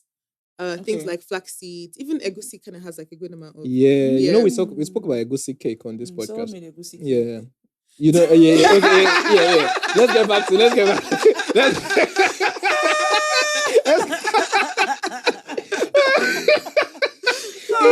No, but just now when you mentioned protein, I went to check the costs, right? So I bought. Let me tell you what I spent recently. Half carton turkey was 35,000. Half carton chicken 21,000. Half carton gizzard. 5 kg of Titus was 23,000. And another fish I bought was 19. So if I'm already burning this now, and you're telling me to increase my protein intake, how? Okay, protein powder. if you buy one tub. Okay. You can do it, but that is definitely. I think the crayfish angle is nice. Okay. Yeah. Then you reduce your carbs. Right? I don't say eliminate carbs. Just reduce them. Or like that's the only thing. If you want to measure, the only thing I would say measure is carbs. Okay. For most women that I work with, I usually put them around 100 and between 100 to 150, depending on their height, their physical activity on a daily per meal. Okay. So that would be carbs. Okay. And then like for fats, I would say, that would be like 10-20% of your plate. And then fill up the rest with fiber. So fiber would be vegetables, like, it doesn't have to be carrot and salad, right? It can be ugu, it can be afang, it can be whatever. I should just boil those and put in my plate? No. Okay. So how do I do it? Like I personally do like sauteed so just sauteed. Like I add it to when I'm eating things like rice. Okay. But if I'm having like pasta, I would be having like carrots. If I'm having like eba or swallow, my stew is the vegetable sauce. So if I'm having okra, it's going to be okra is a vegetable, right? Yeah. If I'm having whatever soup it is, it's typically a vegetable soup. Okay. And that just solves for that. Okay. So I don't think there's any other type of Nigerian food. Like if it's yam and plenty egg. I don't eat yam. Okay. I'm strongly potato, against if it's yam. plantain, right? Plantain and eggs. Okay. And that thing that I've done, I think is really inexpensive. I don't know, it's relative, but like just get an air fryer. Like Nigerians love to fry food. Yeah, I do. Yeah. I do have one. So this cuts out like a lot of oil. Yes. I'm using it. Like, I'm trying to get 6-pack and he wants to give me my air fryer. No, but yes. Just saying, we're just like, oh, okay. Not yet. So I would definitely say do that. Okay. I think honestly, it's actually a bit easier for guys. If they really focus to get their physique goals, that for women can be a bit more tricky. Yeah. But if you do that and you sleep 6 to 7 hours, at least for men. For women, I recommend 7 to 8. Okay. And then what else would you do? Cardio. So a lot of guys do like gym and lift weights, but you have to get your cardio up as well. Oh yeah, sure. So that would be like walking, step, treadmill, running, or you can just do HIIT, or you can skip. I do all this. If I wanted to do like walks like every day, because like now that gym it's cost. It's $500,000 naira a year. How, like, what would you, because like I really want to try and take that more seriously, because I truly believe that when I came back to Nigeria, like I was at that time the biggest I had been. I'm a bit bigger now than I was then, but then it looked more obvious. Right. I think maybe because the distribution was, it looked more obvious. And then within like, I came back in November. Between that November and I would say March, I dropped the weight drastically. People were like, in fact, I was staying at one of my auntie's house and she had traveled and she came back and she was like, what is going on? What happened? And I was like, nothing. Like, I'm really not doing I'm still eating the way I've been eating. I'm not going to the gym. And what I realized happened was then I didn't have a car. So what would happen is when I'm going to work and I was staying in their house in Magodo, I would walk from their house to the gate, then I would take the keke, take the keke to the bus stop, then I will enter the bus, then I will walk under the bridge, go to work. And that was what I was doing every day for like about like a month. And I became the skinniest I have ever been. Just from that, people thought that it was like maybe something wrong with me, but it really was that. And so I was like, okay, you know what? If this worked in the past, maybe it can work again. I don't know if my age now would be a hindrance, but what would you say like is the best? You know, the way you just sustainable, said that, advisable. The way you just said that sounds like you're like 45. Yeah. Like my age. No, I don't. I know that things like hormonally can change. Yeah. Like, because then I was like, what, 22? Yeah. And I'm 29. Yeah, so you're not there yet. I'm not there yet. You okay, that's good to know. That's good to know. No, I don't know.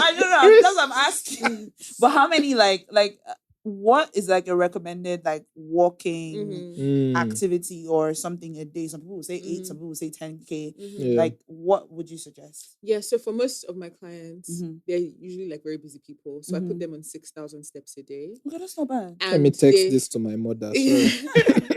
And then it's very doable. And then I will do 3 times of strength training. It doesn't have to be a gym. Okay. Right? So you can use your body weight. You get fantastic results with body weight exercises. So like squatting, push-ups, skipping, ab work. Just get yourself a yoga mat.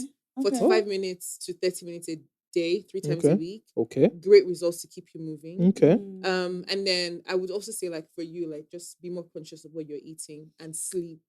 You see that sleep part, that sleep part, is hard. Good. Yesterday, I was at the hospital and I was doing like a medical, end of year medical.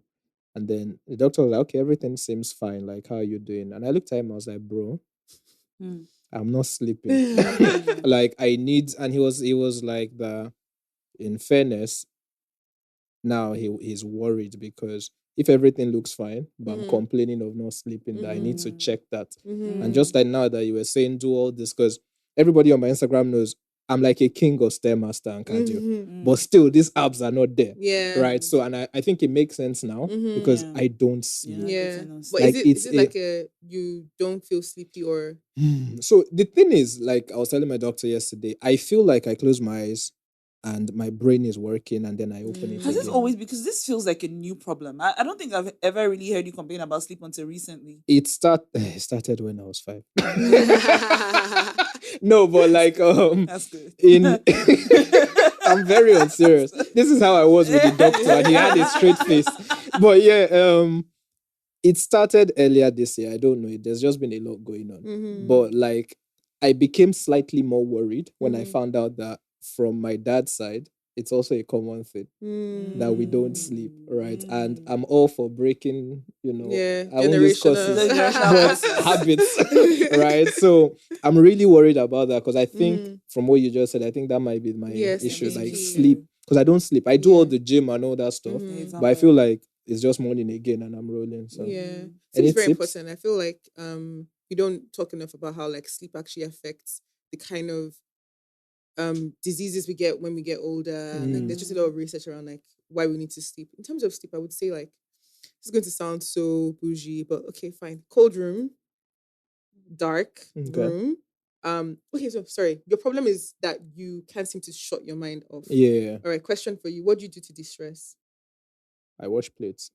No, be for real. No, I'm dead serious. I'm dead serious. I do, like I've always said this, I do the dishes to distress. Okay. Apart from that, I honestly do not know. I've been journaling of late. Okay, nice. But I love that one. Yeah, I guess we're on that show. We're working towards that. But do you have something you're looking forward to? Oh yeah. Okay. Yeah. Okay, that's good. I would say like, you've done so much. If you can journal just before you go to bed, it kind of will signal your brain that okay, we are done for today. We'll do the rest tomorrow. There's nothing you can do in the night. Do you get? I feel like it's also just like also telling yourself that okay, how do you work on a day-to-day basis? Do you have to-do list? Oh yeah, I have a to-do list. My problem is I journal, then I now put on YouTube. Okay, so you're distracted by social media. Yeah. Let me your problem. Okay, now I get to the problem. Okay, but yes. I get the idea. Like I would try to actually step. And then like, okay, cold room, all lights off, everything, even your phone lights, because the blue light from your phone can really, perfect. Then what else do we do for sleep? Okay, magnesium. Yeah, I've heard about that. Yeah, that really helps to relax your muscles. Okay. So just make sure you're taking the right magnesium because they're different types and they do different things. Sorry, let me just write this. Thank you. This makes sense. Magnesium. Okay. Thank you. Good. I shall do this. I'll definitely take up on those walks and everything because first of all, I want to drop some weight, but at the same time, which by the way, the fact that you do 5 to 10K, I think is actually really good. I think that's so realistic because a lot of times when you're hearing about people that are trying to help you, they will mention this exorbitant weight drops and it seems too good to be true. Which makes it you're like, when I hear like that sounds like, okay, that doable. actually sounds very reasonable and very so doable. In terms of like even that, so for the most part, I'm actually usually working with my clients for around 120 days. So that's 6 months. The reason why is a lot of the times we get them to lose the weight and then we do a reverse metabolism thing where we essentially get their metabolism back up. So now you're able to keep the weight off and not gain it back. Nice. When people do these huge weight drops, they 50% of the time we gain that weight back. Oh, facts. Because they've done incredibly unsustainable things like eating stupid foods and all of that to lose the weight, but it's not a lifestyle. So a lot of what I do is actually habit coaching. So I help you on a daily basis sustainably make changes. So it's not like I give you a meal plan. Anybody can take a meal plan and go and do a workout and get results, but it takes a lot to make a lifestyle change. So that's why like I do coaching. We have like, deeper sessions. We understand the root cause, mindset work. And then we just get you to a place where it feels like your lifestyle. Everyone is different. So the reason why personalized coaching I think is different because it's not a plan that everybody does. So I'm working with a doctor. She's a doctor in the US. Very different schedule, right? She will have like 3 or 4 days when she's on call for like 12 hours. Right? For someone like that, that day she's probably not going to sleep, So we do what we can do within the spaces and like we plan her meals and work around her particular schedule versus me working with a teacher, a banker. Like it's very, very different, right? And I think a lot of people, we get so overwhelmed because we go on Instagram and we see, oh, Folake is doing ABC and she lost weight and she got this result. That means I, Gbemi Giwa, must do ABC. Facts. You're never going to win that game. And I think it's a lot of looking at your lifestyle, what's happening for you right now, and then making those changes. Makes sense. And then being okay with that. Yeah. So makes sense. Interesting. That's good. I love that. I love that. Like I said, I have to like maintain. There's a wedding that is coming up. Oh yeah, you have to. No, not my wedding. One day. My wedding is coming up, but not yet. Please, I need a head start. My wedding is coming up, but not yet. But so this happened to me recently, right? So I go to get my dress, right? Now the bride had already told us that, okay, bridesmaids, take color. Go and buy your dress. Okay. Take style. Whatever style you want, go and buy your dress. Very considerate woman. Very, very considerate. And aside from that, she was just like, man, I can't start thinking about it. Please, you guys just go and decide. So I get my dress. When I order it, I tell them like, oh, I'm 14, right? So I go to pick up the dress. Like maybe it was like 2 weeks ago.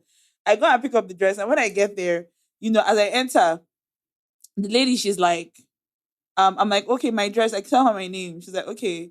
As she brings it, I'm trying to wear. She's like, oh, what size do you say you wear? I was like, 14. She goes, Nigerians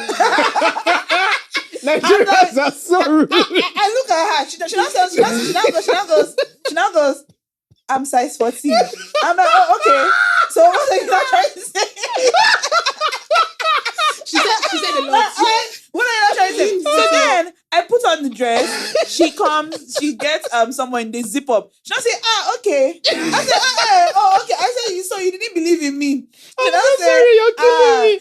No, I'm telling you that is what. But let me tell you, the truth of the matter is that one of the reasons why I was scared of even getting the dress because wedding is in January, and I was like, should I get this dress now? Like, if I now get this dress now, and I'm gonna add weight, I will not be able to fit the dress. So what the lady just in my mind, I was just like, you know what? I won't take your insult. But me, I just know that I have to make sure that I keep up because if I don't, I can easily gain, and then this dress would truly not fit. Oh, no. Speaking of gain, I gained 2 kg since my dad's birthday last Saturday. So I noticed again because while you were talking, I was thinking about it.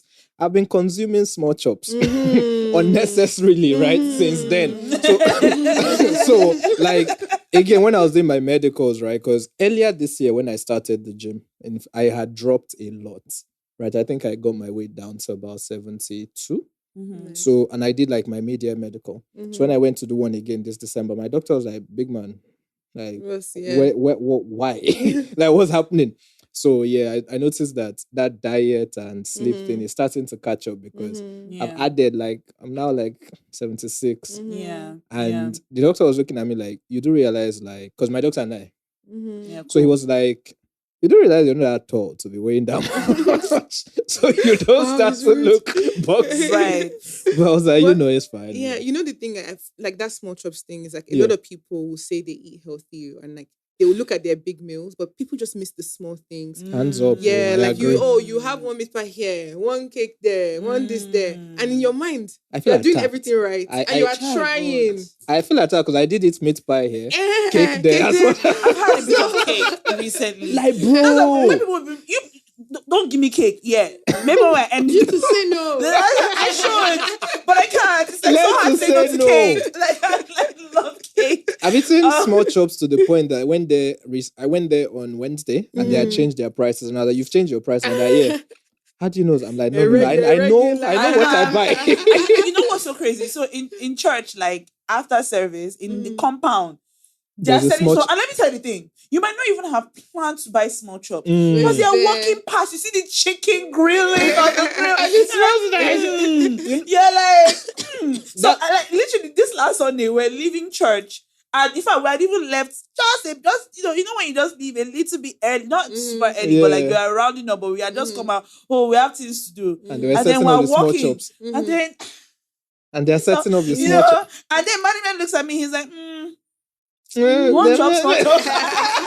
No, honestly, I think it's a big problem because I know I have a pastry problem, right? Yeah, I genuinely have a pastry problem, and now I need to be careful about it because it's a bit much. Like I cannot smell fresh pastry and not buy. Yeah. Right. So these days I even have to like avoid areas because like I stopped eating bread the whole of last year until Nigeria happened, and now breakfast options are limited. So I have to start eating bread again. I'm telling you, but pastries, my issue. Yeah. My serious but I issue. always say the thing is that it's never any diet that forces you to cut on your favorite foods will never work long term, right? So it's not about cutting these things out completely, but it's about consuming them consciously. Right. So you can have small chops, but make it once a week, like not every other day. You know what I mean? Yeah. So I think there's a huge food awareness problem. Like sometimes we don't even know that we're eating. Facts. Like every time you put something in your mouth, just be aware that you're eating this thing. Yeah. I always say this, like my sister struggled with her weight a bit, and I feel like she said the same thing to me. It's like, I'm like, babes, I look at you, you're just not aware of how much you're actually eating. I feel very attacked. No, but it's true. No, but I get it. Like just create that awareness, and the more you become aware, not that you punish yourself or say, this thing is bad, just be aware that you're having this, and then you can then like solve for it. I always say like if anything's an issue, awareness, pinpoint it, isolate it, then we solve. You know what, right. Dolly? Maybe I should start eating small chops only on Fridays when we record. Very simple. So everybody can hold them accountable. Buy from me, where you're bringing. But I wanted to ask, I don't know how to phrase this question right. So I know that mentally it's so important. Like it's such an important part of the process of maintaining like your weight or losing or whatever. I guess the question is, how do we like make that shift? How do you build mental fortitude? Yeah, how do you build that? Because at the same time, like you might see something and have like, I want to look like that person, but like maybe I'll give an example. Lori Harvey, right? She has this like really nice body, or she looks great. And I remember when which one is Lori again? Steve the Harvey, bad one. Yeah, now the one that daddy. Okay. And I remember like people were always constantly asking, what is she eating? What does she do? Blah, blah, blah. And then she came out one day and pretty much broke it down. And it was kind of crazy, right? I mean, clearly it works for her, right? But that's clearly not like something that like the regular person can maintain. But one can say, I'm focused on that, so I want to do that. Like, how do you psych yourself up?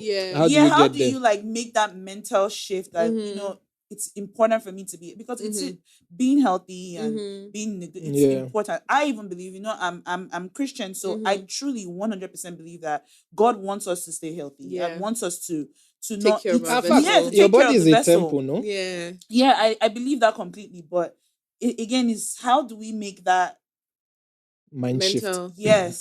So I have to be honest and say that like working on the mental is hard and it takes a long time. And whenever I want to onboard a new client, it's so weird. Like I ask them so many questions around their why. You want to lose weight? Why? Or because you want to feel good in your body? Why? Oh, because blah blah blah blah blah. A lot of the time to come into like, okay, maybe they want to feel more sexy for their partners, or maybe they want to, be more valued in their community, or maybe like they have deeper self-esteem issues. So I would just say like whatever it is that you really want, like understand why. And like I would go like 3-4 layers deeper with the why. And when you really get there, again, you isolate the problem, quote unquote. So you can really look at things very clearly. Sometimes it's hard because there's some things that you just can't change, right? I mean, now you can solve certain things. If you want to be more attractive, you can throw money at the problem, etc., whatever. But you have to be okay with whatever that root thing is. Like you have to be okay with that version of yourself. And I think the most successful people are the people who come to a place where, one, they don't want a quick fix. They know that it's a lifestyle. They know that every day you have to keep showing up. When you're 70, you're still going to be doing the same thing. Right. So that actually just makes it so much easier in the sense where like, okay, you know what? It's not this quick thing. You feel more comfortable knowing that, okay, this is who I am now. I'm somebody who takes care of myself. I'm somebody who works out. I'm somebody who eats healthy. And as a result of that, I have abs, right? It's also okay for you to just have like vanity, like, thank you. aesthetic goals, right? Thank you. Like for me as well, like I want to look good and like, because it does something for my self-esteem. It helps me feel confident. And I'm honest with myself about that. And it's okay, again, like, just be honest. Be honest with yourself. Yeah. So I think there's a huge part of that. And the other thing is like, if it's a bit more specific about, okay, you really want a bigger yash, for example, right? There's only so much going to the gym is going to do in terms of like growing your booty, right? So you can have an honest discussion with yourself and be like, okay, am I okay with this level of growth? Or do I really want to go and get a BBL done, right? And whatever your decision is, honestly, don't really care, but like own it. But I think underlying all of that, the biggest thing that I found with mental resilience and like, like really the people who are in it for the longest time is just knowing that it's a long journey. It's not a quick fix. It's not a quick fix, and then like that really just shifts your perspective because you know that, okay, beyond how I look, like at 70, I want to be able to like move around easily. I want to prevent like a lot of health diseases. I want to be functional. I want to be able to move. And like I just want to feel confident. And you know that I saw a lady, one of these Instagram fitness models who is like 60 something. She's quite popular apparently. Black lady. Nigerian. No, she's in America. She has like she doesn't look 60 basically. That's her brand. It's quite interesting. So the long-term game, yes. I personally want to still be jumping around and racing my grandkids. Yeah, no, that's what I want really, so that can be like, oh my God, is that your granddad or your dad? Yeah. That kind of vibe. That zaddy. Exactly, that kind of vibe. Disturbing the streets of Lagos. Exactly. Yeah. So I have a question. On your profile, I saw that you do a lot of body weight exercises, right? So do you have any recommendations for like people like Dolly said? Gym is starting to cost. So anything that we can do at home. It's starting to cost. Now, whenever they send me that we've not seen you in 5 days, it pains me because I know how much has gone. Didn't they offer you discount? They're offering discount now. Come back. Facts. Thank you. No, but because some of us already have yoga mats, we've been doing yoga. But anything else what are some recommendations, especially for 6 packs? I would definitely say like bite the bullet and get 2 sets of dumbbells at home. Okay. Right? So to have that to your yoga mat. I think body weight exercises are great and you can definitely progress them. If your goal is immediately fat loss, you can do a lot with body weight. But because we said it's a long-term game, right? Yeah. Eventually with strength, you want to keep challenging your muscles. So I would say get a pair of dumbbells at home. I actually have 2 free workout programs, 21 days and 30 days on my YouTube channels. Follow along.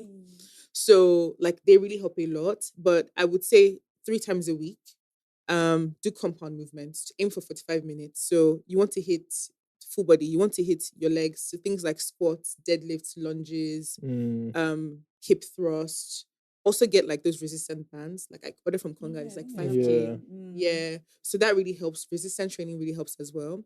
Then hit upper body, push-ups, what else? Bicep curls, back rows, and then hit like core. That's really simple. All the ab work, V-ups, crunches, planks.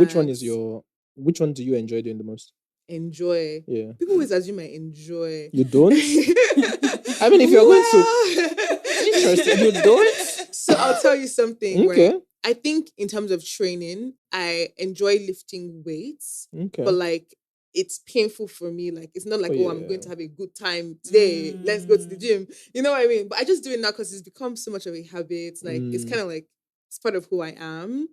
I don't enjoy core work in general at all. That's why that question really threw me off. Like, I hate training my I would abs. look at your profile. No, that's not what it looks like. Think like, that's not what it looks like. It looks like you enjoy doing abs. I don't love it.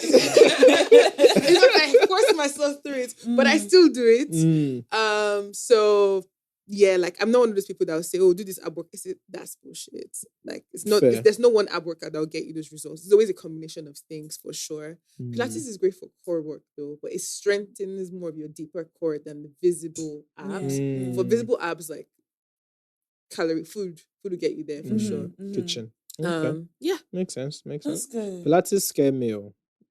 The way people vibrate. The way people vibrate and like that. It's a lot of control. It is. Because in the gym we focus more on like big compound muscles. Yes. But Pilates like really goes into like these tiny muscles that you didn't know were there. Pilates it's a lot is crazy. Yeah. I think I've only done Pilates like at home before. Yeah. And like at one time, like I used to think that maybe it would be like, because I used to actively do yoga before, not anymore. You should keep up with it. You really should. Oh, is it because of a cultural religious thing? Yeah. What? Yeah. No, that's another like complete thing. That's a different thing. But I don't do yoga anymore. But I when I was like kind of shifting off of yoga, I started doing like Pilates and Pilates went like it was. I was like, I thought this might be the same thing. Yeah. No, it feels harder. Yeah, it feels more intense. It feels like, but it feels great. I was like, maybe I should have been doing Pilates like all this time instead from the beginning. But yeah, I haven't done like the one like I know they do some machines and stuff. Yeah, all those ones. No, I can't. I feel like I'll be too embarrarsed. It's fine. Like I'll just be very. I love watching videos of guy tries. I've seen it, and I'm like, no, I can't do that. It's too much. I should try Pilates again. Actually, as you like brought it up, I'm like, nah, man. Maybe I should. I'm actually going to. I'm working on an article of like best places to Pilates in Lagos. Oh, okay. So I'm going to do like all the places. In like 5 days and then see. Wow. And I also don't like Pilates. Like it's so weird. Like it's one of those things I don't enjoy. It's weird hearing that you don't. Because looking at you from the outside, I think this is someone who genuinely enjoys the lifestyle of working out and eating well and all that stuff. I enjoy working out. I enjoy eating well, but I don't enjoy all types of movement. So I don't like Pilates. Right. I like strength training. I like dancing. I hate running. Like, and I always tell people, like, I think people see an active lifestyle and they assume that there's only one way to get results. True. But it's more about picking the things you actually like, because those are the ones that you will keep doing. If you don't enjoy it, you won't actually show up. So like for me, I always do strength training because I love it. And then I do like lots of walking because, you know, you got to walk and keep your heart healthy. But I don't force myself into, like when the Pilates trend came up and everybody was Pilates, I'm like, yeah, no, I don't like it, right? And it's fine. Okay. Is Pilates some kind of strength? So it is strength training, but it's not resistance training. Strength training in the sense that you're like, it does activate like your muscles and there's compound movement. It's not like body weight work, to be honest. I actually know what, I won't put it under strength training. I wouldn't. Yeah. Yeah. Interesting. I'll lose interest, I mean. No, she won't put it. It's under strength training. No, you won't. I mean, who am I to tell you that you're going to lose interest? You might fall in love and like. I love it. Yeah. I have a question. Okay. So having to an extent achieved like what one would call a social media definition, social media standard beauty kind of body, right? Yeah, I know. So the thing is, on this pod, I say that a lot because there's what we genuinely feel as beautiful, but there's social media's perspective of what beautiful is, which annoyingly changes. I remember when it was dark skin, skinny. Now it's dark skin, thick. Currently, YMBBL thick. It's just it's moving to skinny. It's moving back to skinny. Yes, interesting. That's like 1 year or 2. Interesting. Even all the Kardashians have dissolved their bombs. But I guess when from them, you know where. Interesting. Yeah, but yeah, like having like with the way your body is and all that, how do you stay motivated? Motivated. Because I'll give an example. When in July, I hit my body weight goals for the year. And since then, I was just like, I'm just working out now just to vibe because of habits and all that stuff. But for you, how is it? Like, how do you stay motivated? Same. Like, it's just what I do, just what I wake up and do. Like, I'm not trying to lose weight. I'm not trying to gain weight. I'm just like maintaining my physique right now. So I'm just doing it because it's my lifestyle. Like, I enjoy the culture of working out. I enjoy eating healthy. But also, like, I know that now that I look a certain way, like, all the other benefits, it's not about how I look. It's mental health. Is me wanting at 40 to have muscle mass. You know what I mean? Because that's important for women. It's me wanting to be able to function on a day-to-day basis because the endorphins from my workout will help, me de-stress and help me focus more. It's all the other things that when you're starting, you don't really think about. But then as soon as you get there, you're like, okay, this thing is missing from my life. Yeah. Okay, makes sense. Another question I want to ask is like being like, you're pretty much like a face for fitness, for, staying healthy and things like that. Do you usually feel like the pressure to remain that way, or does it help you to feel like yes, I feel the pressure. So there was a time in my life where everybody used to call me fit foodie. Like in my house, my sister would be like, I want to eat bread, for example. Fit foodie. You are eating bread. Bread? What do they say? Did I tell everyone not to eat bread? Oh my God. Not to eat bread? Please, I beg. So there's always that pressure of like people always, I feel like they watch what I do. Yeah. And then it's even more funny because sometimes like maybe I like working out with people. So I work out with a friend and everything like that. Like there's like silent competition of people wanting to like outtrain me. I'm like, I'm not competing with you. Do what you want to do. Like I'm just jigging. People always was like, oh, they want to test. I don't know. Like I feel you. It's competitive. On that, I have a very unrelated question. Right? Basically, with your like fitness and all that, and with where the world is going, right? No one has offered you an OnlyFans bag or all access bag yet. I used to this OnlyFans. No. Real talk. Like, because you talk about OnlyFans all the time. Like, I'm telling you. At this point, they should be paying me. But my point is just like we were like society is. We've not been offered like a bag. I haven't been offered, but I've considered it. You know, when the times get tough, no, I'm just joking. Are you really? No, you can't be joking because there'll be time where you'll be like, see my mates. Yeah, when you hear the money. I mean, they be making bread. And like bread. One would look at you and say, you could cash out in that sense. So as the opportunity hasn't come or... No, I mean, like, I think I wouldn't even say value system because like I'm pretty open. Like I respect everyone's religion, everyone's choices, and chase your bag. But it's just not something that when it comes to work, you got to believe in it. You got to want to show up every single day. Like, I also believe that OnlyFans is not easy. You have to create the content. It's a job, right? So if I had to pick between what I do now and that, I'd rather just do what I do because I enjoy it and it brings me fulfillment. There's a, what's it called though? There's if you draw the two circles. Yeah, like you can bring it. Yeah, for sure. But I recently saw someone else in this same space that started an all access. There's a lot of like, I would say fitness girls definitely. Yeah, that you can just do like cookbooks and stuff like that.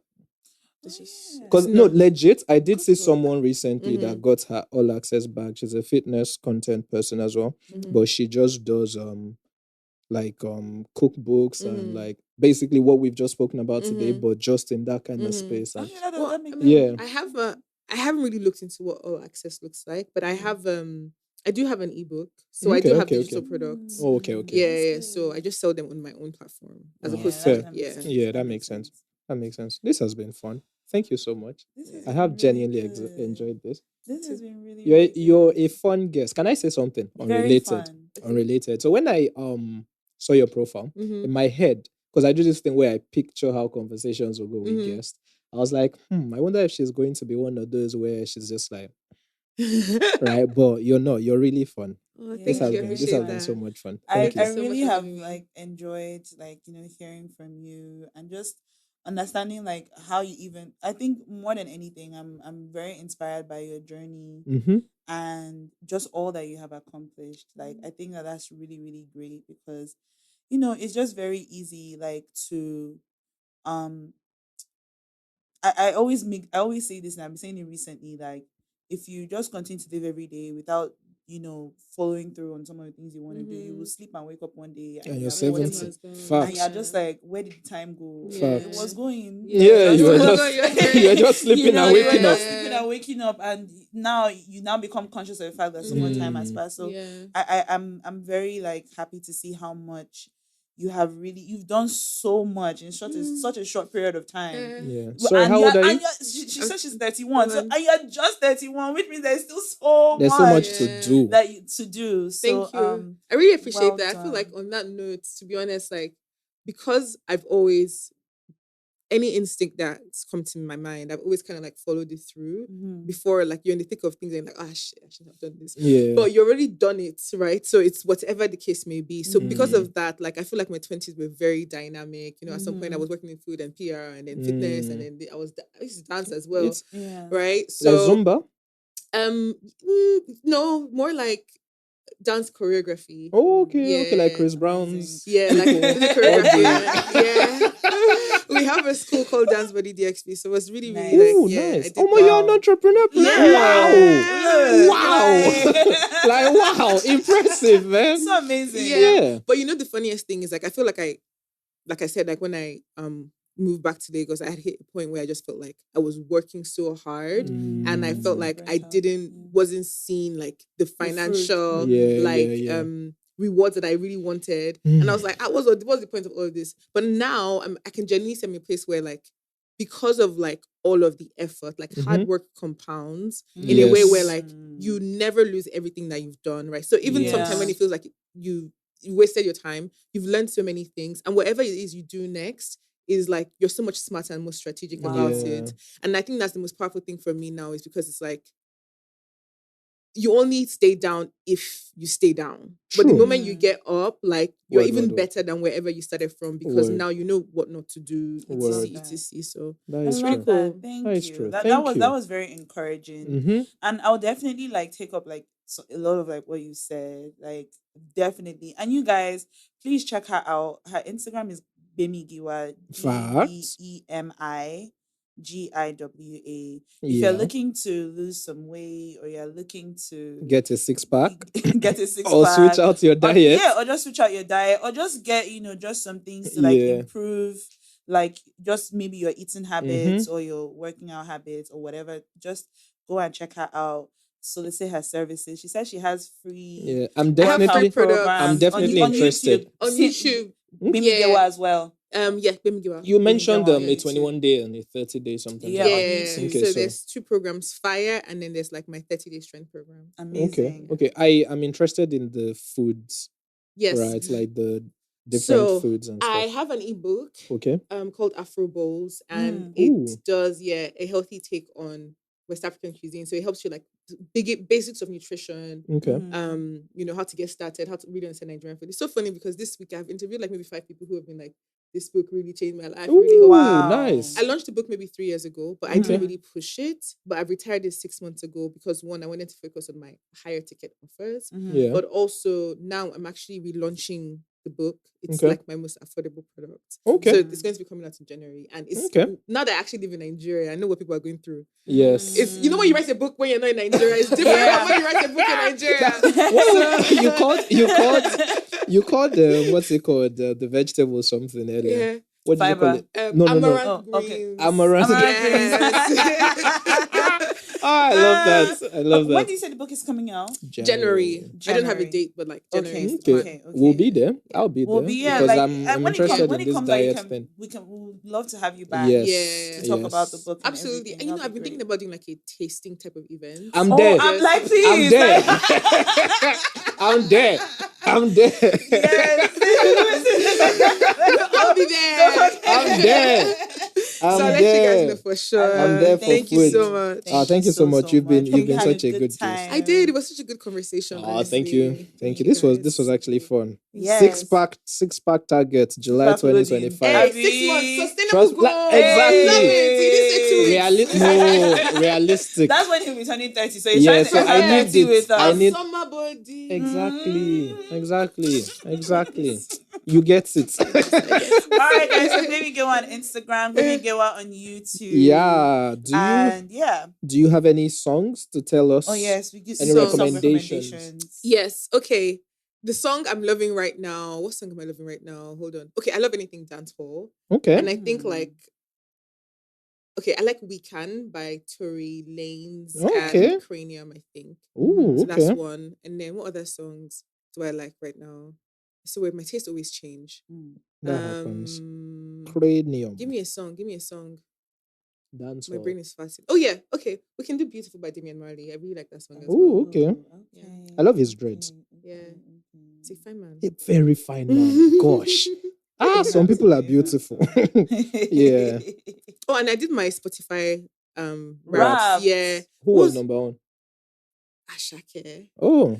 But you know what? Like, I quite like Ashake's music. In fact, I saw him in concert and I was like, this is the best Afrobeat concert I've ever been to. It was so good. Interesting. My favorite song on the album is Oh Yeah. Put it. You know ball. All right. My song recommendations, Ready or Not by Jackie Hill Perry. Okay. Speaking of, this is just random, but like I've always been trying to go on like social media breaks. And Jackie, recently she announced she put a post up that she had a pretty big year, released an album, did some shows, and then randomly she just said, oh yeah, so I won't be back I'm going off till May. Oh wow. She's done this before, but it was usually like till January. Then her husband, like maybe like a week later, did now also said, oh yeah, I'm going on a break. And I won't be back until God tells me. And I'll be on. He too had a big year. Book came out, everything.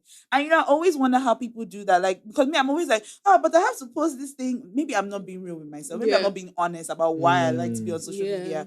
I like to do all these things. And then you see these people who have had like major things that they should even want to promote. Yeah. And then they're saying, okay, bye. Yeah. I admire that so much. I need to go something also to learn from. Yeah. I love that. Anyway, Ready or Not by Jackie Hill Perry. What else? The Blood by Jackie Hill Perry as well. And Thank You in bracket the JG Interlude by New Edition. New Edition. Interesting. As the A&R that I am. I want to put you guys on a very interesting song called Gum Body by Pa Brimo and Captain. Yeah. So speaking of rap, I think they said I listened to about 3,000 and something artists this year. Oh wow, that's so very like 3,000. It's a lot. Let me see how many, because I feel like mine was like it's a ridiculous amount. Because I'm like, how? Where did we get there? But yeah, we should be A&Rs. The other song is May 10th by Serotonin. Seems to be a very, very popular song in the Nigerian space right now. And then I'm going to go with my guy also, Monarchy. Do you know Monarchy? Oh my God, you really should listen to Monarchy. How do you spell it? Like the regular way or? No, Monaky. Okay. Yeah, he's like I said, he's a blend of Burna Boy and I like Burna Butter. Yeah, he has that. Butter as well. Yeah, he's really good. Like butter. Stop it. The song is called Beholder. Beholder by Monarchy. Very nice song. Very nice. I'll definitely listen to that. I always looking for new music, to be honest. I never know where to look. I'm putting it out there. Those of us that have gone long on Monarchy for the past couple years, I think next year is his year. Yeah. Okay. Yeah, he and Lorna. Monarchy. And someone even messaged the pod and said the same thing. Monarchy and Lorna to watch for 2025. Monarchy and who? Lorna, that guy. Oh, okay. Yeah. And they also had this song. I was like, stop it. You want to come and kick me? But yeah. So violent, bro. Oh my God. Kick your face. Don't tell you, Sam. You're coming. Facts. But yes, on that note, guys, thank you so much. Thank you, baby. You've been fun. Shout out to Blessing as well. You guys, she's off camera, but shout out. Shout out to our guys. Thank you so much. Shout out to our producers. This has been fun. So I hope you guys have learned something. I'm definitely, please, under no circumstances, do not forget me for that food tasting. I'm there. I'm there. I me neither. I know it's. I'm just kidding. Now we have to make it happen. If you need a production team, they can do all that as well. I am there, right? Yes. I'll be in your DMs. We'll talk about some. Okay. Because I really want to have my 6-pack for my 30th. Gotcha. Yeah, and I know there are a lot of people that are on that vibe as well. So yeah, thank you so much. This has been fun. Thank you and so much. Merry Christmas again to all of you guys. Merry Christmas. Let me be the first to wish you. Oh, sorry. Our last episode, the next episode is the last one for the year. The next episode is the last one for the year. Okay? Yeah. We'll be back. We'll be back next year when our production team decides that we can come back. It's in their hands. Drag them if they don't come back. But yes, thank you all so much. Thank you so much. This was fun. Bye. Bye.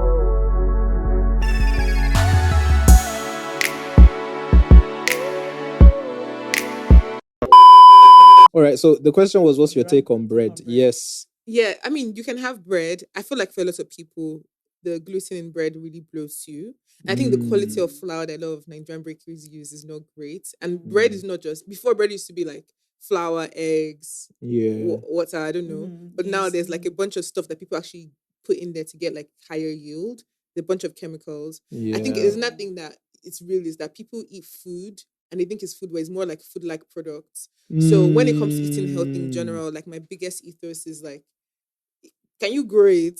Do you get like, do we get it? You know, like even things like cereals, like I don't do cereal. I don't do like, I don't like food that is in a box in general. Yeah. So I would say you can have bread in limited quantities every so often. I would focus on good quality breads from a trusted source. And then I would always balance bread with protein. So people eat just bread and it's not a complete meal. Like you need protein and fiber. So like maybe eggs and I don't know, wash it down with juice. You know, just to make sure that it's like well rounded. Yeah. Okay.